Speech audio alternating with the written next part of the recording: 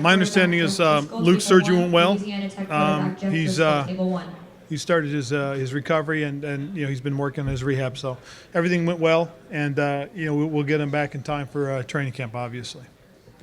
Did you have any other surgeries going on this season? There's a couple that we went through, the ones that you guys have heard about, and everything went fine as far as I know. Are you concerned about a lack of bodies? Because two of those are the defensive ends. No, we're going to be okay because the truth of the matter is young guys are going to get opportunities.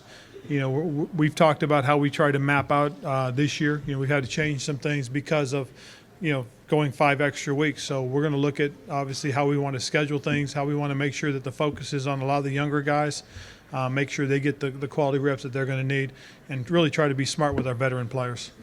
Have you decided when the spring summer workouts are going to be? And you're going to push those back? I know one thing for sure is we will start 1 week after the date we're allowed to. I really haven't had a chance to map out that part of the schedule, but that's exactly what we're going to do. We will start 1 week after we're allowed to start. Yes. What was your reaction when you saw that the Yankees were using Cam Newton's post-game news conference behavior as a what not to do? That's the first time I've heard that. Oh, really? Yes. They had some type of a meeting within their organization, and they gave some examples of this is how you should act in these situations, and this is how you shouldn't. Cam Newton was at how you shouldn't. Okay. Well, that's their choice. That's what they want to show them. That's fine. We're just going to move on from that. Ron, what's your understanding of Cam in this offseason? I know there's a lot going on with him and what he was and the radio shows and all that. And what do you want to see out of him on the field? Well, the biggest thing is kind of do what he did last year, and that was when he and Mike Shula and Kenny Dorsey get together, talk about things that he wants to work on, things that we need him to work on in terms of improving as a football player. And I know both groups will have a list. He'll have his idea of what he feels he needs to, and both Mike and Kenny have put together a list of things that they would like to see him improve on. And it worked last year, it really did, because we talked about the things that he felt really strongly about getting better at. One of the things that we talked about as a coaching staff was to improve in the red zone, which we got better at. He talked about certain passes he wanted to be improved with. And, again, giving him something to target, I think, is really one of the things that really helps motivate him. And so I feel really good about, us going into the offseason with him and quite frankly, with the other players as well. Ron, Dave told us yesterday that the hope is to try to get a deal done with Josh without having to use Ted.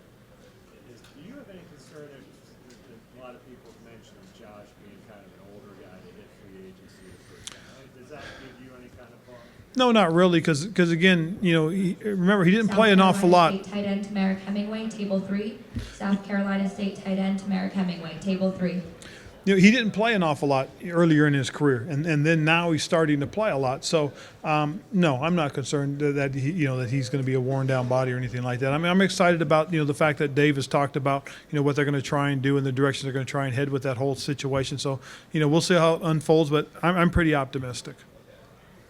Coach, how have you helped team adjusted to the growing attention from media focusing on the Panthers in this past year? Well, I think part of it is really just trying to become relevant and getting to that point where people do pay attention to you. And the biggest thing more so than anything is being able to maintain who you are, keep your personality about you, and don't do more than what you've done. Don't be less than what you are. And I think our guys have tried to stick to that.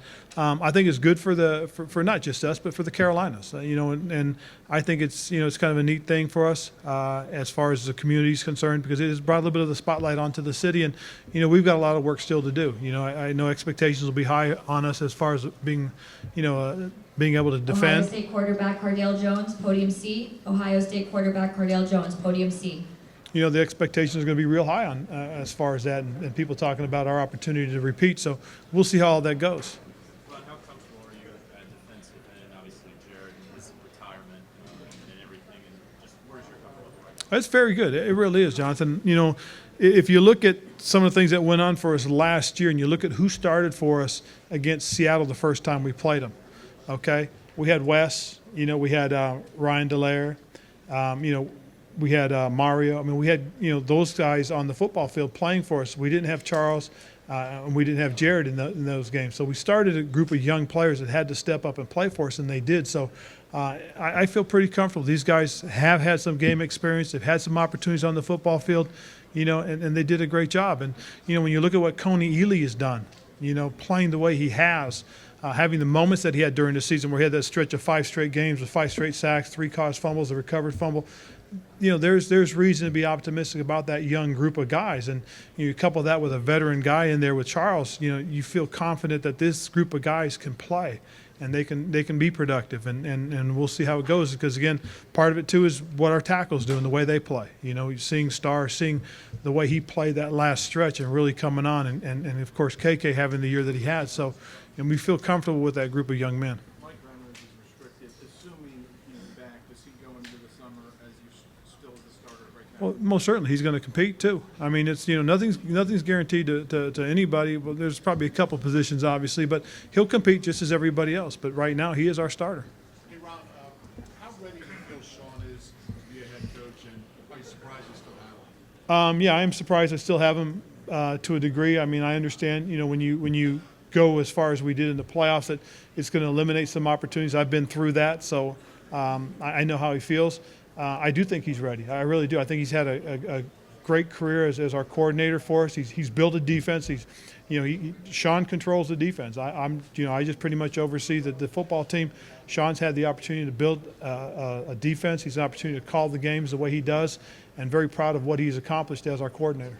Ron, your team has had a lot of success with the draft and finding the right fits for your team. Is there a common trend or theme as to the research or the work that you guys have done in identifying these talents? Well, I won't say we do anything different than most people do, but I do know that we have had success. I think a lot of it's to the work that Dave and the scouts put into it, and the coaches. There's a lot of synergy between both sides of the ball in terms of the coaches and the scouts. Dave's right in the middle of the process. They work very diligently, very hard. We sit down and we talk about what our needs are, and then going into it, the focus is on what those specific needs are and the type of player we're looking for.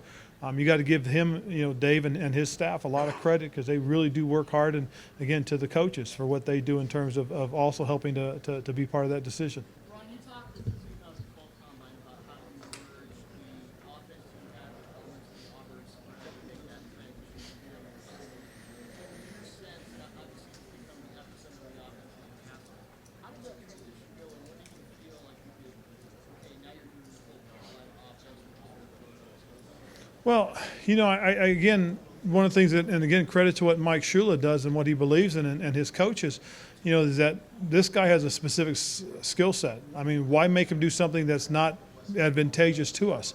I mean, he's really developed into a quality passer. He stands tall in the pocket, and at the same time, his ability to get outside the pocket and move around. I think using his ability to run as a threat helps us in terms of our run game production. I mean, we've rushed for over 100 yards in 30 some odd games in a row, so I think that's a big part of it. Again, like I said, kudos. Tulsa wide receiver Kieris Garrett, table 5. Tulsa wide receiver Kieris Garrett, table 5. Again, kudos to what Mike and the staff do and the way that they game plan and prepare these guys. I think they've done a great job, and he has a certain skill set that Mike sees and feels, and he really goes with it. So again, I think it's about playing to his strengths as opposed to anything else.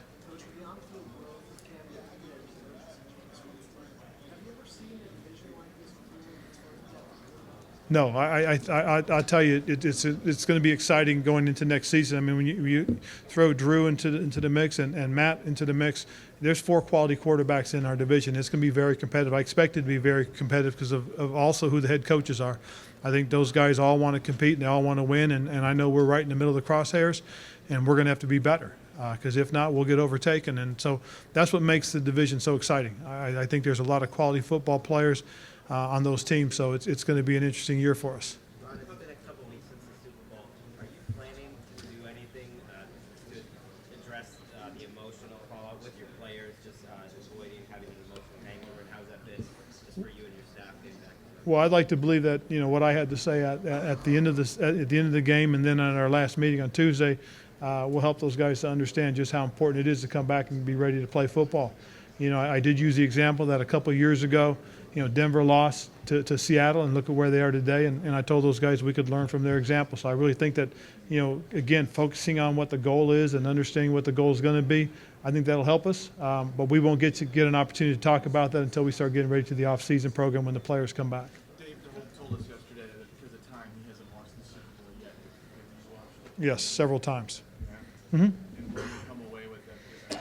Well, probably the biggest disappointment is the opportunities that we had and we didn't take advantage of, the things that we missed. You know, there were some things that happened in the game that was very uncharacteristic of the way we had played all year on the offensive side, and that was disappointing. So, you know, when you look at it, it's going to be about missed opportunities more so than anything else. You know, our defense played well. I think gave us opportunity to stay in the game until the very end of the fourth quarter. So, you know, we'll learn from it. You know, we most certainly have. I know that the coaches all feel the same way I do, and that was, you know, we missed an opportunity.